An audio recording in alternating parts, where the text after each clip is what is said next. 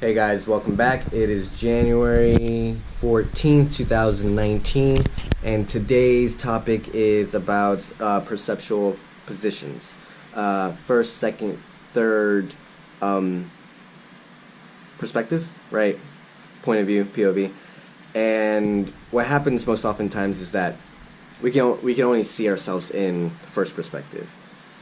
Once we start putting ourselves in the second perspective, we can see how people can basically understand another person, right? Because it's their perspective, and that develops into a completely different understanding of how that develops. But what happens is that that's where any problem occurs, because we have to shift the perspective because we're not willing to see it from the other person's point of view. Third person perspective is how you use your voice of reason. Taking yourself out of that from an emotional state, being able to think rationally to go about it, allows you to have an outside perspective to go about your things. So whenever you get to a point that you are stuck,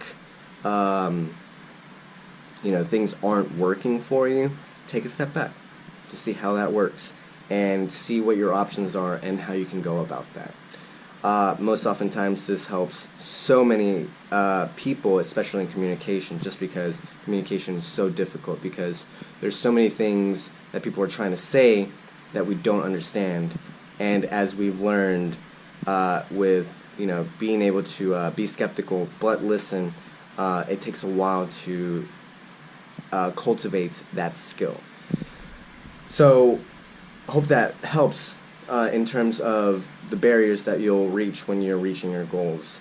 I'll go deeper into this topic in the perspectives, just because there's a theory of AQUAL, all quadrants and all lines, developed by Wilbur, and it's very fascinating. It starts implementing spiral dynamics into the development of first person, second person, third person, and even a fourth person perspective. I, they, we, and it, right? It's just completely out of our understanding, but we can still understand the societal developments and the stages of paradigm changes.